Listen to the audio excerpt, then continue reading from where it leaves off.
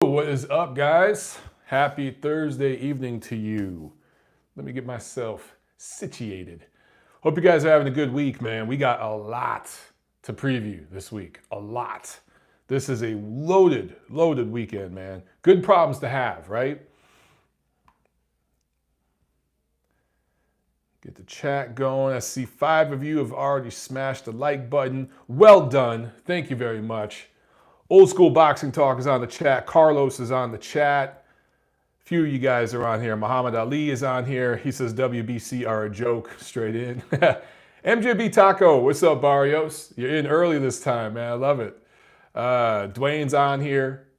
What's up, fellas? Rockstar's on here.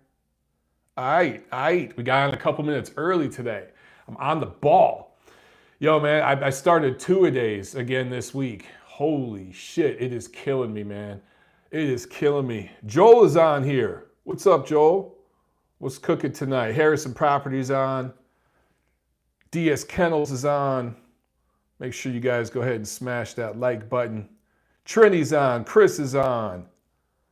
Trini asks if I see what Nate Diaz has posted. No, I have not. You have to clue me in, brother. Diluted Dwyers. I love that name. That's not right, man. He says, good evening, gentlemen. Good evening indeed. Or maybe it's good morning, depending on what part of the world you guys are watching. But I appreciate it, no matter where you're watching from. I greatly appreciate it.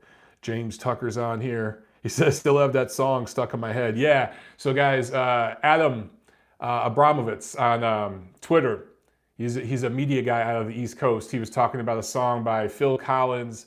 And I think the other guy's name is Phil Joyce. Correct me if I'm wrong, James. During the 80s called Easy Lover. And now that song is stuck in my head. I downloaded it, listened to it. It's one of those great 80s tracks. So I know it's stuck in James' head too. Joe's on, he says, Max Kellerman is a disgrace. He's become a smug, protected company man. Absolutely a company man, and he's doing playing the woke game for the financial gain. As I've been saying, he's not the only one. He's just one of many. In fact, he's just become typical. He's just become typical. Faustil27, he says, what's supposed to be good evening if it's 1 a.m.? Man, I don't know, because that's not quite good morning. You know what? I'd say good night.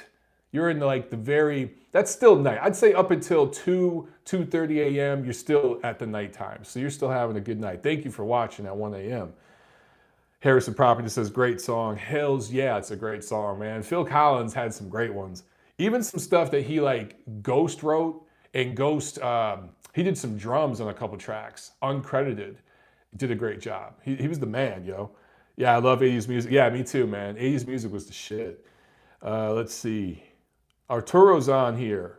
Rockstar says, did I ask Ritson Davies? I still have not seen it. I'm going to catch up on it this weekend. This weekend, I'm catching up on all the fights, dude. We got a bunch to talk about. In fact, I should go ahead and get this party started. So go ahead and smash the like button, guys, and we'll kick off the official episode. Hello and welcome back, fight fans, to the Neutral Corner Boxing Podcast. This is episode 193B for the week of October 26th.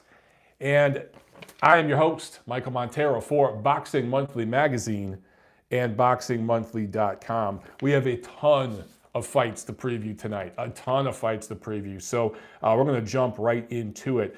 Also, guys, quick reminder, we are going to do a fight party this Saturday for the Prograis-Taylor fight. So depending on what part of the world you are, I don't want to give you a time because I don't know what time that fight's going to be coming on for you, whether you're in the UK, here in the United States, on the East Coast, West Coast.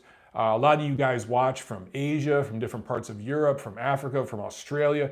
So wherever you are in the world, make sure that, of course, you check out the fight on DAZN or Sky, wherever it's on. But also, make sure you're tuning into this channel here on YouTube, Montero Unboxing's YouTube channel, because we're doing a Prograis-Taylor fight party. You guys know I've had a hard-on for that fight since last year, since this World Boxing Super Series Season 2 140-pound tournament kicked off. It's finally here. I knew it was going to be Taylor. I knew it was going to be Prograis, and they're doing it. It's going to be a great atmosphere, and that's going to be a fun card. There's a couple of fun domestic level fights on that card that are going to kick ass. So But we're going to go live just for the main event for Prograis Taylor. So make sure you guys tune in on the channel. Watch that fight with me.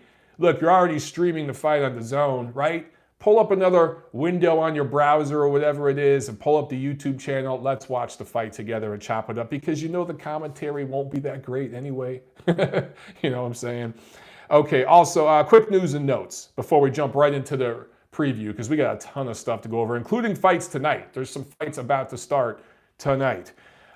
Daniel Jacobs, Julio Cesar Chavez Jr. are going to be fighting December 20th at the MGM Grand in Las Vegas. This will be at super middleweight. I think for Jacobs, this will be his first fight there. And of course, this will be on DAZN. Look, so Chavez has had one fight since his pretty much shutout, shellacking that he took against Canelo, which technically was at super middleweight. He had one fight earlier this year. I don't think he fought at all in 2018. So you can kind of say he's coming off a loss to Canelo because that tune-up fight this year was nothing more than just getting some rounds in. The last decent guy he fought, and Canelo's way better than decent, was a loss to Canelo. And then Jacobs is coming off a loss to Canelo. So both of these guys will be coming off of losses to Canelo Alvarez. And you know what? There's people shitting on that fight. I kind of like it. I'm going to watch. I think it's going to be interesting. I like Daniel Jacobs. I think he's a good, underrated fighter. And Chavez is going to, I really think he's going to give him a push because it's the first time he's going to be fighting at that weight. And I think it'll be interesting. And look, if Jacobs goes in there and beats the brakes off Chavez and stops him in a few rounds, that's a good win for him. That's a good comeback win for him. If Chavez goes the distance and puts up a good fight, I don't think he's going to win at all. Then that's, you know, a good performance for him. So anyway, I'm looking forward to that. Also, a few of you guys have talked about the WBC. They're having their convention right now in Mexico. There's a bunch of people there that just don't need to be there, that are getting put up and taken care of. This thing has to be costing at least hundreds of thousands of dollars, maybe seven figures, but I'm probably exaggerating. It's probably hundreds of thousands of dollars. I just look at these conventions, and the WBC puts on the biggest, baddest one. It's like a week, right? I think next year they're going to Russia and doing it over there. I like some of the things the WBC does, and I've told Mauricio Suleiman that to his face, you know what I'm saying? But there's certain things I see, the way certain media members are taken care of and hooked up, and there's private parties and private dinners, very expensive dinners. There's certain things I see that makes me just question the way this whole thing works. And I like that you're having a convention in a sense that you're coming out, maybe you're announcing new rules for the next year or ratings updates or you're congratulating fighters. Like, I get all of that stuff. But some of the news that's come out of this thing is crazy, right? The WBC just named Vasily Lomachenko the franchise champion. We all knew that that was coming. We've been talking about that. And Deontay Wilder, they wanted to make him the franchise champion. In fact, I think they wanted to announce Wilder along with Lomachenko at this convention, but Dillian White's drug test blew that up because I think the plan was to have Dillian White fight for the vacant WBC heavyweight title and name Deontay Wilder franchise champion. And then the same way at 135, right now, Lomachenko is going to be the franchise champion, and they just gave the WBC title to Devin Haney. I don't even think he had to fight for it because they think he had an interim or diamond or something. I don't know. I can't even remember. It really doesn't matter. The only thing that really pisses me off about the Lomachenko thing is, of course, he's eventually going to fight the winner between Richard Commey and Teofimo Lopez. I still think Teofimo Lopez is going to edge that fight. So it's Lomachenko and Lopez early next year. And it's not a given that Lomachenko wins, but I think he will. I think he will, right? At that point, he'll have all the titles, but technically, the WBC is kind of split in half. It's going to be like the WBA situation in just about every division. The WBC is not quite that bad yet, but they're heading in that direction. Because Lomachenko detractors will say, he ain't undisputed. He ain't undisputed because he didn't fight Devin Haney. You know what I'm saying? So he's not undisputed. That's what Lomachenko detractors are going to say. And ignorant fans, fans with agendas, fans that just got to the sport and don't know any better can be indoctrinated into those ignorant talking points. And we see that these same sort of talking points about guys like Gennady Golovkin, even Canelo Alvarez, and many others. Fighters, once you reach a certain star level, you're going to have your level, a certain level of haters, and Lomachenko has them too. So now that's going to be used against Lomachenko in some people's eyes. He ain't undisputed. Actually, he is, because Haney was just basically handed the title. You know what I'm saying? The real champion. And I hate doing this. I hate playing the sanctioning organization's politics for them. I hate explaining the WBA super champion versus the regular champion versus, people try to, for instance, Gennady Golovkin detractors say, oh man, all those title defenses Golovkin had, that was the WBA regular. So that shit don't count because the WBA super was Felix Sturm. They forget conveniently to mention that Felix Sturm, the German commission, the German promoters, and the WBA allowed Gennady Golovkin to be shamelessly ducked by Sturm and some of the other top German-based fighters. Golovkin would have beat the brakes off Felix Sturm. He would have beat the brakes off him, right? A prime Gennady Golovkin against Felix Sturm, forget about it. Like, that would have been competitive early, but Golovkin would have just steamrolled him late. It wouldn't have been nearly as competitive as what we saw with Beterbiev and Vazdik last weekend in Philadelphia, but it would have resembled that fight in the sense that he just would have steamrolled him and wore him down. It actually would have looked a lot like the Lemieux fight, in my opinion. So that's why Golovkin didn't have the WBA super title or whatever. He was denied that through boxing politics.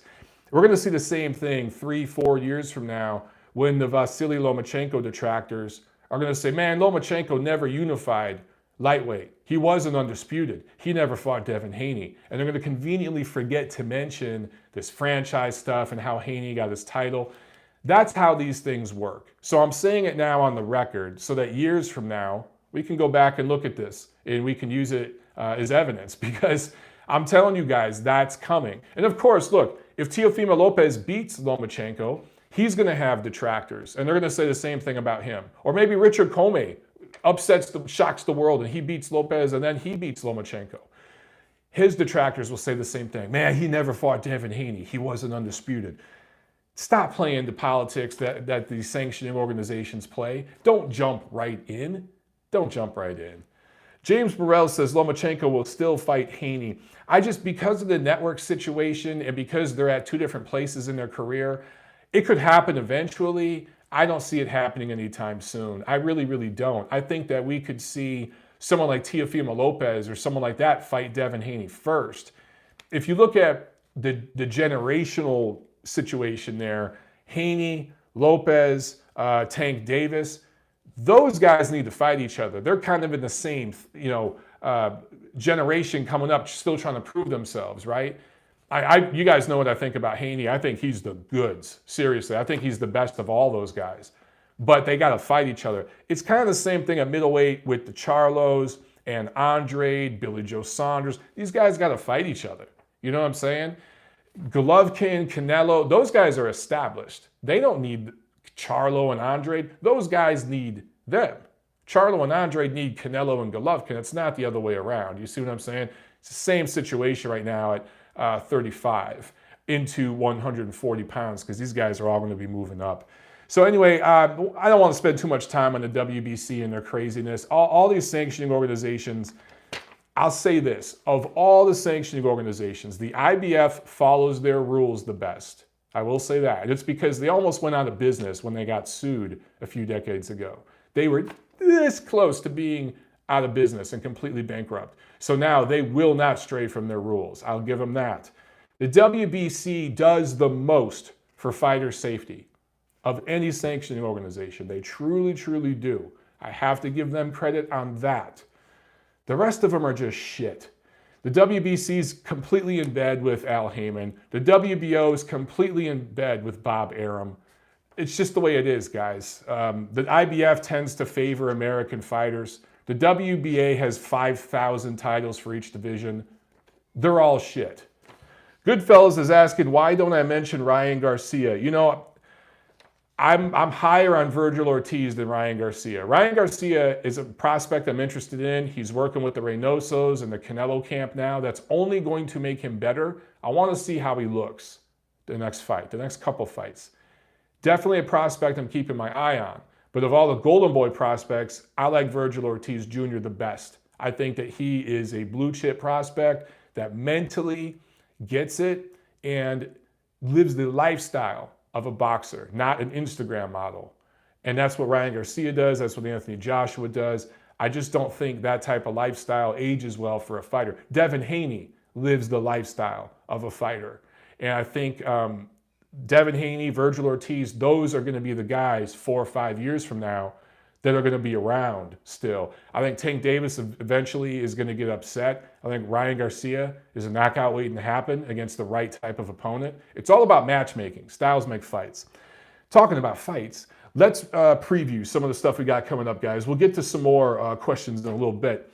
But tonight, Thursday, October 24th, there's some action here in the US of A. On the East Coast, there's a DeBella Entertainment card at the Generoso Pope Athletic Complex in Brooklyn on UFC Fight Pass. So those of you who have UFC Fight Pass, check that out.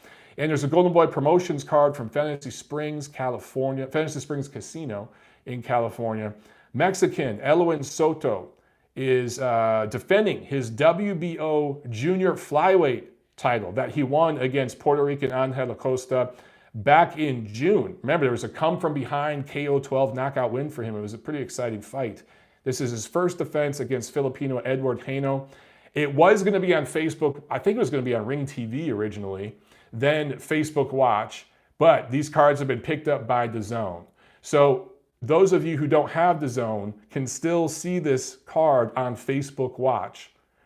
It's also on DAZN, and I think going forward, these Thursday night cards with Golden Boy Promotions are going to be picked up on DAZN exclusively. I believe so. I'm not sure if the Facebook Watch thing is going to continue or not. It might. I'm not sure. Tomorrow, Friday, October 25th, the best fighter ever of all times. 300 years of boxing. This is the greatest fighter ever because he's undefeated. Shayaphone Monsri out of Thailand, 53-0, defending his WBC minimum weight title. Fighting in Thailand. Obviously, I'm being facetious here. I'm being a shithead. Right? All the people that talked about Floyd Mayweather being the best ever because he's undefeated. Yo, man, Shayaphone Monsri. He's got a couple wins on Floyd. 53 have tried, 53 have failed. Sure, 51 of them are cab drivers and pizza boys, but so what?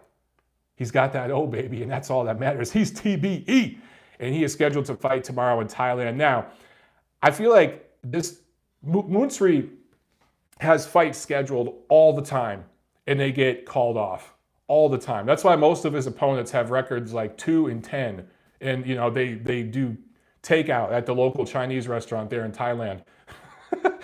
Or maybe they have a German restaurant over there. That's what everyone gets takeout. And you know, he's a delivery boy there. That's most of his opponents. But apparently this one's going to go through. It's still on the schedule for tomorrow. Oh, CJ Duncan in the house with the Super Chat pledge. What's up, my man? He says, Montero, what's good, brother? Cheers. Cheers to you, brother. I hope I see you Saturday night for the Prograis Taylor live fight party here. I'll have one in your honor, my brother. Hope you and the lady are doing well. But let's see, back to the preview. There's also a Telemundo card from Mexico City tomorrow. And there's another UFC Fight Pass card tomorrow. Roy Jones Jr. Promotions card from Reno, Nevada, featuring San Antonio 140-pound prospect Kendo Castaneda, 25 years old, 16-0. He will be on that card. And there's a card out of Milano, Italia on DAZN. Daniele Scardina is a super middleweight, 17-0 super middleweight, originally from Rozzano, Italia, now lives in Miami, USA, and trains out of there. So there's a card in Milano, and I do believe I'll be covering Deadline for that on Ring TV, so I'll give you guys updates as I'll give you all the news and stuff from that fight. Check out Ring's website. Saturday, we have Kanat Islam, Kazakhstan fighter, fighting in Almaty, Kazakhstan, 26-0. He's a junior middleweight prospect twice in the Olympics, 2 seasons in the World Series of Boxing. He's staying busy. He's someone to keep an eye on. And there's a strawweight title fight in Puerto Rico. Wilfredo Mendez defending his WBO minimum weight title. Maybe he should unify against the best ever, Monsri. Wouldn't that be something? Yeah, Moonspring, I don't think he'd take that fight. Wilfredo Mendez might be the best fighter from Puerto Rico right now. Puerto Rico used to be so strong with so many champions, and I think they have two. Amanda Serrano's American, but I believe she's American. I don't think she was born over there. Puerto Rico's basically America, right? It's basically, America has 50 and a half states. It's like 50.1. We basically consider Puerto Rico a state. They may as well just become a United States. I think they're like a territory or something like that. I don't know what you'd call it, but they're basically a state. So it's hard for me to call people Puerto Rican like they're not American. They're basically American. I'd say Puerto Rico is way more American than Alaska. It's more American than Hawaii. Seriously. It's a hell of a lot closer to the mainland. Anyway, Wilfredo Mendez, I believe, is the only titleist. And unless you include Amanda Serrano, who is a female titleist, I think that's it right now. Who am I forgetting? Also, okay.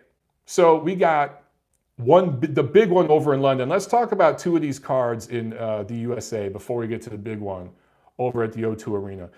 In Reno, at the Reno Sparks Convention Center, top rank on ESPN Plus, Shakur Stevenson going up against Joet Gonzalez. Both of these guys fighting their best opponents to date of their professional career. And there's some bad blood in this one, and it ain't bullshit. They're not playing it up for the camera. Shakur Stevenson dates Joet Gonzalez's sister, and Joet doesn't like it. Now, Shakur has, in all these interviews, tried to say it's because of this, that, the other, making up stuff, and Joet says, look, it has nothing to do with where Shakur is from or anything like that. I just don't like the guy, and I don't like him being with my sister. So there's definitely bad blood there. It's also an East Coast versus West Coast thing. Shakur Stevenson out of the East Coast, Gonzalez out of the West Coast. There's definitely some bad blood here, and I think that it's going to spill over into the ring. Stevenson likes to box, right? He likes to use his length and his boxing craft, his athleticism. I wonder if he's going to brawl a little bit in this fight. I wonder if Gonzalez can pull a brawl out of him. That would be interesting. But Stevenson is 12-0, 5'8", 68-inch reach, southpaw, 22 years old. Joet Gonzalez is 23-0, a little bit more experienced as a pro, a little shorter, 5'6", but according to the listings I saw, he has the bigger reach. He has 70-inch reach. So that's pretty interesting. So even though he's shorter, I think he's a little more stout and a little stronger, probably physically stronger. And I wonder if he could get inside, if he could utilize that. He's 26 years old, so he's a little more mature. But I think Stevenson's length and southpaw style are going to give him a ton of problems. He is the favorite, and he should be. This is for the vacant WBO featherweight title. Of course, Oscar Valdez had that title, but he's moving up in weight. So this will be a good fight. This will be an interesting fight on the Plus. Make sure you guys check that out. Now, on the East Coast, PBC on Showtime from Reading, Pennsylvania. Erickson Lubin, who is 3-0 since that bad KO1 loss to Jermell Charlo a couple years ago. That one-hitter quitter, boom, right in the first round. Going up against Jamaican Nathaniel Gallimore, who now trains and fights out of Chicago. It's interesting. While I was up there covering Usyk Witherspoon, I learned that there are several fighters from other parts of the United States and even other parts of the world who have moved to Chicago for whatever reason and train there. So there really is no Chicago born and bred top-level boxer right now, but there's a few guys who have relocated to Chicago. None of them are really what I would call top-level elite fighters, but they're good quality. There's a few prospects who knows, could become that. But there's a few guys like Nathaniel Gallimore who, as I understand, lives and trains out of Chicago now and is a good quality professional prize fighter. He should give Lubin rounds, teach him some things. Erickson Lubin is still young as hell. 154, I still consider him a prospect. 154-pound prospect. This is a 10-round fight, probably goes the distance. And Lubin will learn on the job in this fight. Gallimore will give him some things to learn from. Also on this card, Robert Easter Jr. moving up to 140, fighting Adrian Granados, who's moving back down to 140. Easter is 0-1-1 in his last two. He had a draw, I think, with Roncis Bartholomew, and before that, he was completely shut out, basically, by Mikey Garcia in LA. I was ringside for that one. And Granados is coming off a KO7 loss to Danny Garcia in April. This is 10 rounds, 140 pounds. Kind of an interesting matchup. That might be fun.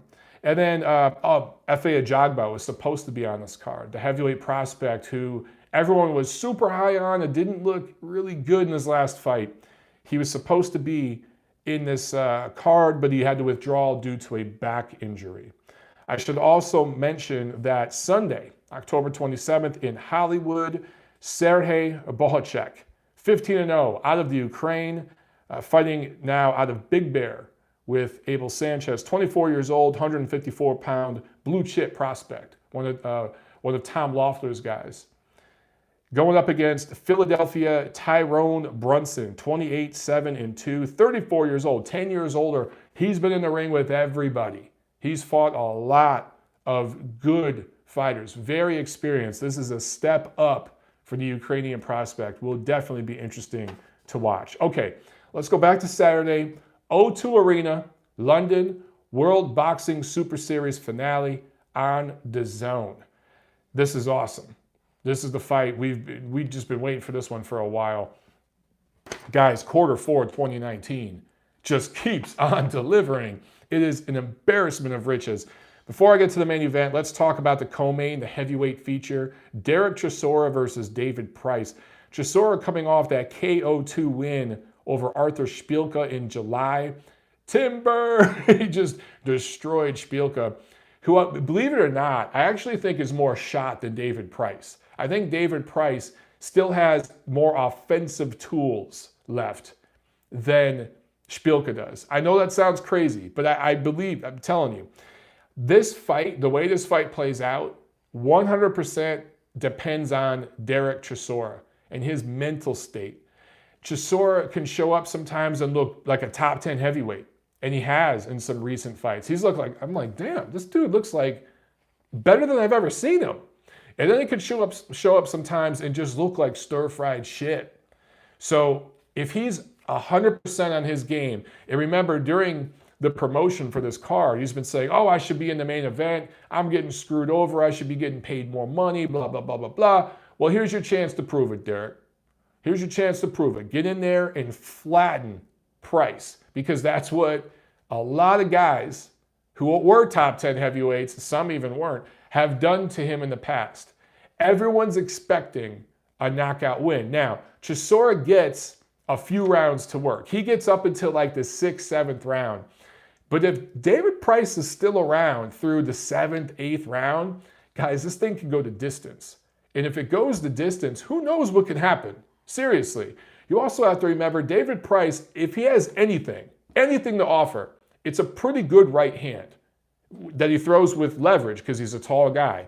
If Chisora is fat, out of shape, doesn't look good, and tired late in this fight and stays at range where Price can land something, who knows? This could get interesting.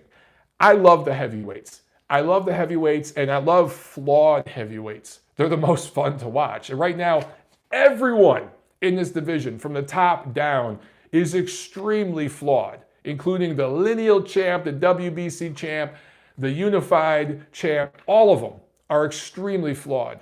And that's why this division is so fun right now. And they're fighting each other. So this fight between Chisora and Price, I think it's going to be fun. I obviously predict Chisora by knockout. That's what should happen. The question is, what kind of knockout?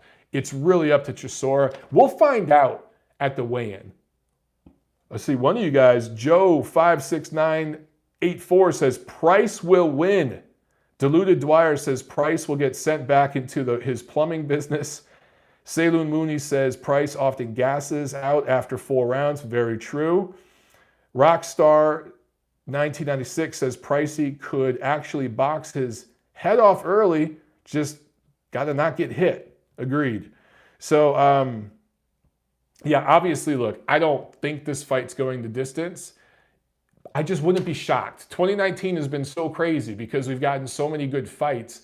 I just don't know what to expect. But anyway, I'm predicting, obviously, Chisora by massive, concussive, highlight reel knockout. That's what we should see. And if that's what he does, he should call out everyone in the heavyweight division afterwards. And I'll tell you, if he was smart, what he would do is he would holler at the WBO. He's currently not ranked at all by the WBO.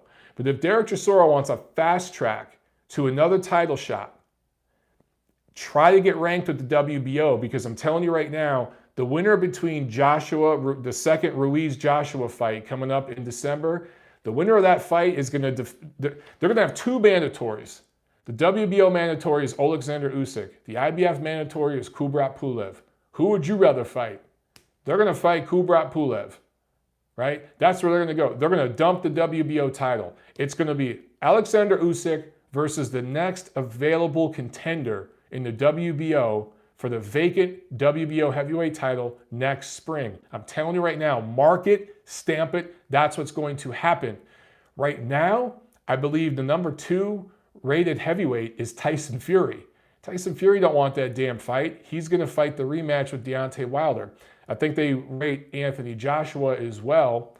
Obviously, Joshua will probably have the WBO title and then dump it. So then you go like to the 4th, 5th guy, right?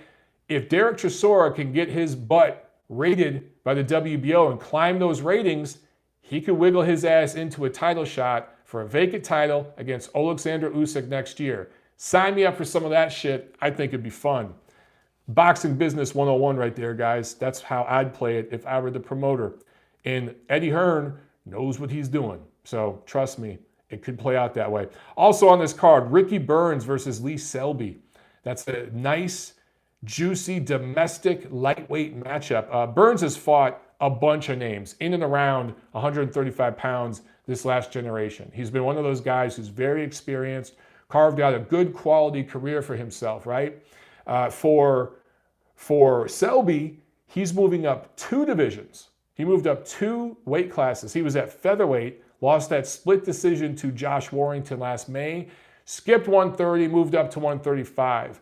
He should win this fight on paper. He's the younger guy, a lot more gas in the tank. He's the slicker boxer. He should win this fight. But we shall see. Does Ricky Burns have one more left in him? Can he make this close and competitive and pull one out here? That would be that'd be very interesting. That'd be fun. I think it's going to be a fun fight. Okay, let's get to the main event. Holy shit! I feel like I need a shot or something, but we'll save that for Saturday night's fight party. Regis Prograis, Josh Taylor. Prograis, 24-0, holds the WBA 140-pound title. 5'8", 67-inch reach. He's 30 years old. Came to boxing late. Started his amateur career late and started his pro career late. So even though he's 30 years old, he's not as experienced as you'd think because he came to boxing late. All right. Josh Taylor, 15-0, holds the IBF junior welterweight or super lightweight title, whichever you prefer. 5'10", 69-inch reach. He's 2 inches taller, 2 inches longer. 28 years old, 2 years younger. And if you consider the amateur experience, I would say all around, Josh Taylor is more experienced than Prograis because he fought more on the world scene as an amateur, right? The international / global amateur scene. And Regis Prograis never did. I want to say he was like an Olympic alternate. I can't remember when the last time I spoke with him. He just missed out on the Olympics. And he felt he could have made the next one, but he decided to go pro. So anyway, Prograis started boxing at age 17. Went pro in 2012. Taylor, 2012 Olympian, World Series of Boxing, very briefly, went pro in 2015. So again, on the surface, it looks like, because of the number of professional fights and everything, that Regis Prograis has more experience.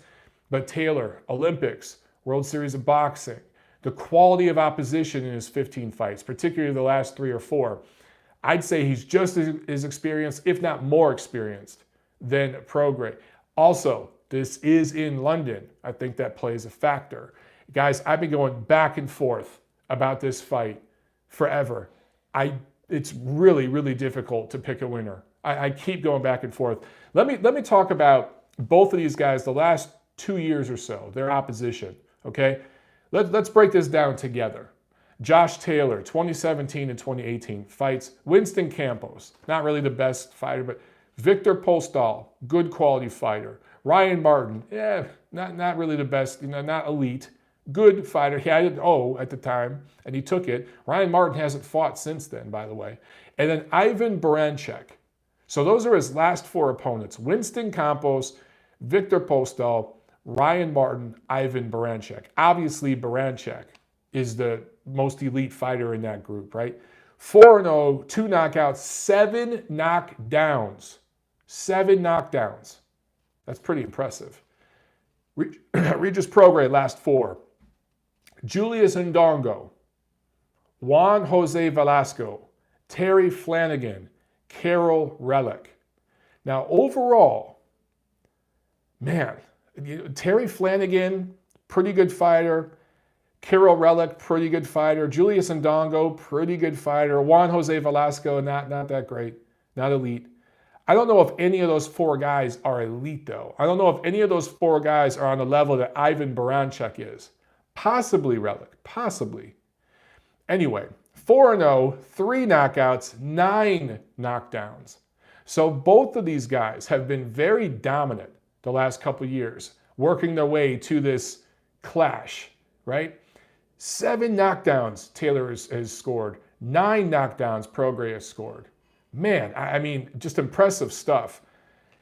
Okay, a couple of facts worth mentioning, all right? You're not going to hear this anywhere else because, I like to really dig in and try to find stuff no one else is talking about. It's worth mentioning that Prograis didn't just beat, but dominated Terry Flanagan and Julius Ndongo. Terry Flanagan is 5'9", Julius Ndongo is 5'10". They're both southpaws, right? Because I want to say, let me make sure, because I want to make sure I get this on the record, but Josh Taylor is a southpaw, is he not? Let me make sure. I'm going to do this live here on the show, but I just want to make sure I get this right. I don't want to screw it up. Yes, he is a southpaw. So Josh Taylor is a tall, long southpaw, right? Prograis dominated Flanagan and Ndongo, who are tall, long, and experienced southpaws. Taylor has never fought an A-level, world-class southpaw and beat them, to my knowledge. Prograis is a southpaw. So I think that's a little nugget there worth mentioning, okay? Prograis, again, beats Flanagan and Ndongo, 2 tall, long southpaws. Taylor's never fought, to my knowledge, or beat a high-level southpaw. I'm just looking over his record here because Baranchyk, I do believe, is orthodox. Postol, I believe, is orthodox. Let me double check, make sure I got this right. Orthodox, and orthodox, yes. So that's a little wrinkle in this thing that I think matters. I think that Prograis has had better preparation for Taylor's body shape and style than the other way around. It's also worth mentioning, I have to say this, it's also worth mentioning that 2 of Prograis' last 4 opponents were coming into the ring off of losses. Ndongo had lost badly to Terrence Crawford. Terry Flanagan had lost. So those 2 opponents came into the ring off a loss. So that's also worth mentioning. So are we overrating those wins for Prograis? That's why I just keep going back and forth with this shit. I'm telling you guys, it's like flip a freaking coin. I'm curious how you guys have this fight. Let's see. Caught Herpying says Prograis washes Taylor way too slick and Taylor gets hit way too often. I actually think Taylor might be the slicker boxer there. Real Sports Highlight says Prograis not that skilled to me. Deluded Dwyer. Now, who knows if he's trolling or not, because he says he's deluded. He says Josh Taylor will make Regis Prograis look like Regis Philbin in the ring. I love it. James Burrell says, does Mike go out on a limb here and make a pick? I'm definitely going to make a pick. I'm going to flip a coin right here. No, seriously. I'm just curious what you guys say. Rockstar 1996 says Relic isn't close to Baranchek. Guy would get eaten. I tend to agree. I think of the 8 names I listed, their last 4 opponents of each guy, clearly Ivan Baranchek is the best. And look, Taylor struggled. He got hit a lot. But sometimes you need that kind of performance to learn from to get to the next level, right? And that's why part of me wants to say Taylor wins. It's also in London. He's also slightly more experienced. All those things point to Taylor. But I'm telling you guys, the southpaw angle, no one's talked about that. Taylor has never fought a southpaw, at least not a top-level southpaw. And 2 of the last 4 opponents for Prograis were tall, rangy southpaws. So he's literally seen these angles and this body shape before, and he's performed very well. Now obviously, Taylor's in a better spot right now and a better fighter than Ndongo and Postal, of course. Oh, I'm sorry, not Postal, Ndongo and Flanagan. But I gotta say, man, it just seems to me Prograis had better preparation. That's why I keep going back and forth. It's a tough one. Real Sports Highlights says New Orleans boxers suck. Well, guess what, Real Sports Highlights? Prograis is really a Houston boxer. Pretty much right around the time of Hurricane Katrina, when he first started boxing, he moved to Houston. So pretty much his entire amateur and professional career, he's been a Houston fighter. And Houston / Dallas / San Antonio, that area has one of the best boxing scenes on earth. Not just in the United States, but on earth. It flies under the radar, but trust me, those guys know how to fight out there. So I would not consider him a New Orleans fighter. I consider him a Houston fighter. And Houston's doing pretty damn good right now. So James Burrell says, if Prograis takes his sunglasses off, it'll get interesting. Rockstar 96 says Flanagan is a 135-pounder and Ndongo is nothing like Taylor. Terrible analogy, Mike. Damn, you threw the terrible card at me. Look, man, I'm not saying, and I said it a minute ago, they're not on the level of Taylor. They don't fight like him. I'm talking about body style and angles from the southpaw angle. I think those 2 fights gave Prograis something to look at that helped prepare him for Taylor. Name one of Taylor's opponents that helped him prepare for Prograis. You gonna tell me Ivan Baranchek? I don't know about that. Gail Falkenthal says, get out of my way, people. I gotta lest hell the neutral corner fools. Better late than never. What's up, Gail? Glad you're on here. Ryan Billingsley says Prograis has more tools in the shed. He says Prograis has shown many different styles. That is true. Romania Mike says Prograis will beat Taylor, but I feel like Taylor might start running after he feels Prograis' power. Regis by KO with an 11. Goodfellas says Prograis 8-4. Well, a lot of you guys like Prograis. Now, Dale says Taylor stops him round 9-10, too big and powerful. I do think Taylor has a little more dog in him and punches harder and more of a mean streak than people think. He's this nice, kind of well-spoken guy or whatever. Doesn't really talk the talk and walk the walk as much as Prograis does, as far as, kind of talking like a fighter, the stereotypical fighter. But I do think that mean streak is there. I really, really do. Romania Mike says, Prograis will beat Taylor, but I feel Taylor... Oh, I already read that one. Sorry, guys. Alexander says, Mike, who do you give the power advantage to? I give the power advantage to Prograis, and I'll tell you why. It's not just that he gets it done up top. He gets it done downstairs. And I actually think that if he can get inside of Taylor and pressure him and really start taking it to him and work it downstairs and then bringing it upstairs with some looping shots later in the fight, he can start really working on Taylor. I really do think so.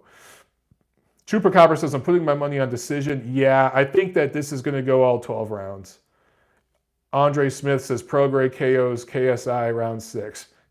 Round 6, he KOs him in round 1.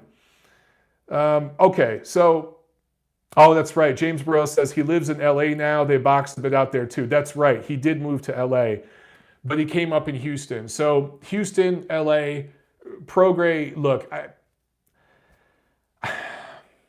everything I said before, I could really flip a freaking coin here. I'm going to go out on a limb, and I'm going to say Prograis by decision. I'm going to say Prograis by close, debated, heated decision. I think if this thing goes to the cards, people on social media are going to be bitching. Whichever way it goes, whether Taylor gets it or Prograis gets it, people are going to be bitching. But I'm going to say Prograis wins 7 rounds to 5 in that range. I think that this is going to be a very, very technical matchup early. Both guys trying to impose their will. But this might be a case where it's a tale of like 3 fights. The first 4 rounds, the middle 4 rounds, the last 4 rounds. And I think that Prograis' pressure is going to start to take effect late in the fight. It's going to start to really connect in the middle rounds and steamroll in the late rounds. Some people have said this will kind of look like Beterbiev-Gvozdyk. I don't agree with that for the simple fact that Beterbiev was taller and physically stronger than Gvozdyk. While I do think Prograis is stronger than Taylor, he's going to be punching up. Taylor's clearly taller and longer. So Prograis is going to be punching up at him. And although he's probably stronger because he's more compact, he's got that kind of muscle. Yeah, so Ryan Billingsley says Beterbiev was shorter. Yes, so thank you for correcting me. Shorter, yes, but stronger. Clearly the stronger guy, physically stronger. So I think that, okay, maybe that analogy does kind of work. I think that this might somewhat resemble the Beterbiev-Gvozdyk fight. I just see this going the distance. I see it going the distance, and I think that Prograis is going to eke out a decision win. He's just going to eke out a decision win. Wouldn't be surprised to see both guys marked up at the end of this fight. Maybe they get dropped, maybe not. We have seen Taylor dropped, right? Or no, we've seen Taylor busted up a little bit. We haven't really seen Prograis busted up a little bit. One other little X factor thing I should mention. Taylor has been through rough fights. That fight with Baranchuk was rougher than expected. He's been through fights that tested his mettle a little bit. Prograis hasn't. You know what I'm saying? Yeah, Fessel27 says Taylor was hurt by Baranchuk. Right, he was. He was hurt, and but here's the thing. He was hurt, but he recovered.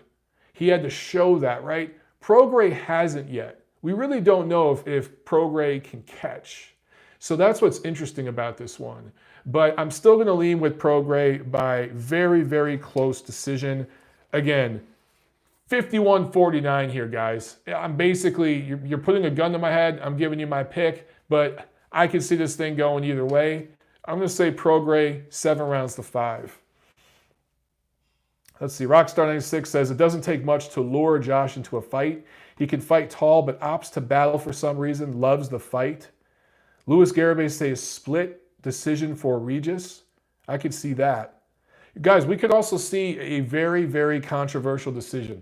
You know what I'm saying? We could see this go to the cards. And again, whichever way it goes, I'm trying to think, who are the judges for this fight? You know what I'm saying? Let me look that up. Let me look that up. I want to see if they have that listed yet. They don't. Yeah, I don't see the judges listed yet. Damn, I'm just looking it up right now. Actually, yeah, they don't. So I don't know who the judges are going to be.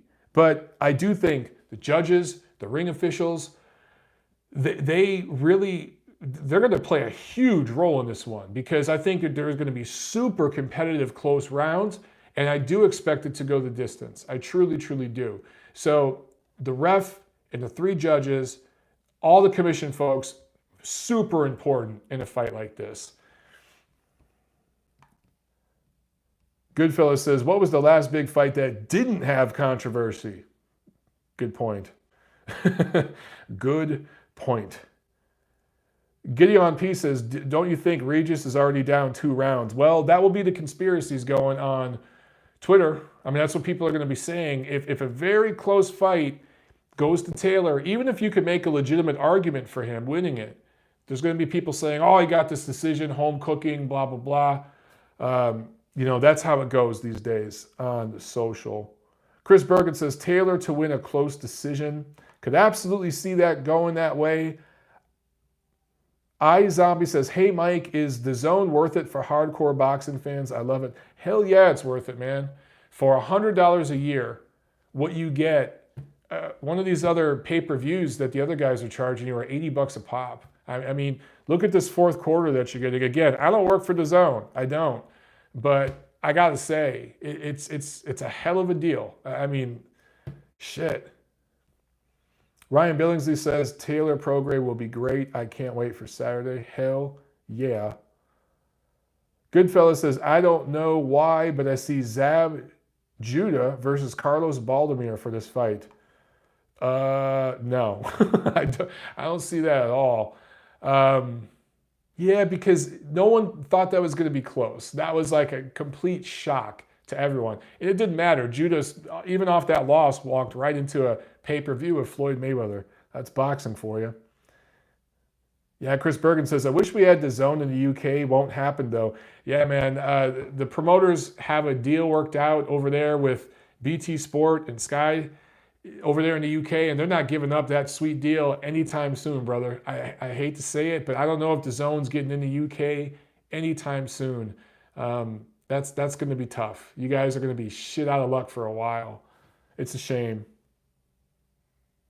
Gideon says, what is the fight party you keep talking about? So, for those of you who haven't seen, sometimes when certain fights come on and I have enough time to do it, I just go live on my YouTube channel and I watch the fight with you guys. Obviously, I can't show you fight footage. I can't do that. I'll get my channel shut down for copyright. So I'll have the TV behind the camera where you can't see it, and I'll commentate on the fight, and we'll watch it together and chop it up and talk about it. It's a good time, man. It's fun. We'll have a couple drinks. It's always fun. So definitely check it out. Watch the fight with me Saturday. Even if you don't have DAZN and you can't find a stream, instead of watching it on Twitter, as they say, and just getting updates between rounds from people tweeting, come on my channel. I'll give you live updates as they're happening. All right, watch the fight with me here on the channel. James Burrell says, please don't say Bird or Hazard. Oh, man, that would be bad. That could really put a stain on this thing. Really, really bad. Rockstar96 says, no point coming to the UK till the football fights free up. A sports network won't make it out here without the Premier League. Yeah, different sports out there, different demographics. I just don't see it happening anytime soon. Parish Ramesh said, Loeffler said Triple G was offered a third Canelo fight this year but declined it due to not signing with the network. I've never heard Loeffler say that. That's not true. Triple G was not offered a third fight with Canelo. That's wherever you heard that was a rumor and it's false. Luis Garibay says, this fight is close, but I say Regis wins by a close split. I'm with you, man. I'm going Regis by a hair. I'm going Regis by a hair. Piresh Ramesh says again, Tom Loeffler said that in an interview. You got to provide more information because I'm pretty close with Tom, and I've never heard him say they were offered a third Canelo fight with DAZN. I think maybe you're mistaking what he said for they thought the third fight with Canelo was a given as part of their deal with DAZN. That was the understanding, but they weren't offered the fight, meaning there wasn't a contract sent over for them to sign and fight at such and such date this year in 2019. That never happened. Canelo did not want to fight Golovkin again this year. Chad Fletcher says, can you tell Tom and Triple G to stop training in Big Bear? They're going to keep doing the Big Bear thing. Look, I've softened up on the high altitude training stuff. I've talked to a few people, and some people say it's really, really good. Some people don't like it for extended periods of time. So I've softened my stance. I still think it's a good thing for 3 or 4 weeks. I just don't know if it's a good thing for 12 weeks or 10 weeks or whatever. I just don't know. But they're going to keep fighting there. Training there. They're going to keep doing that. Trooper Copper says, how about a draw? Wouldn't rule it out. Look, if you're a betting person, check out the odds. And if the odds look good and favorable and where you could get a good score, if you bet the draw, it might be worth it putting down a few bucks on the draw. It's so close, it definitely could end that way. I just think there's going to be a moment in this fight probably the middle or late rounds, where there's going to be maybe a flash knockdown or something like that, where it just skews the scorecard just enough to pull the fight out for Prograis. I think he's either going to push Taylor back, drop him, hurt him with a body shot, something like that late, that gets him just that extra nudge to get him a close, it could be majority decision, something like that, win. Maybe one judge has it a draw. Let's see here. A couple more questions, guys, and then we're gonna take a knee and call it off, and I'll see you guys Saturday. The Moto Scotsman says the Tartan Tornado bringing it home Saturday. Easy work. I don't know if it's going to be easy work for either guy. I think this is going to be the toughest fight either guy's ever been in. I will say, though, on paper, it looks like Taylor should win. Again, more experienced, taller, longer, better amateur pedigree. He's fought the better opponent as a pro. He's been through tougher moments where he was hurt and had to bounce back from that to win. It's in London, right? So I say all that, and there's just this X factor. There's just this thing about Prograis that makes me say he's going to go there and pull it off and win a split decision, majority decision, something like that. If I'm wrong, it wouldn't be the first time, won't be the last. Romanian Mike says, Wilder Ortiz 2 next week. Thoughts? I got Wilder by KO. Yeah, of course, we'll talk about that in the coming weeks. Is that next week? That's not next week, is it? No way. It's later than that, bro. I think you meant next month. Wilder is going to flatten Ortiz. It's not going 5 or 6 rounds. Chad Fletcher says, don't they do a 4th judge for the final? I haven't heard that. Oh, they have a judge, yeah, to prevent the draw. That's right. You guys, great. Thank you so much. That's why it's great to do these videos live.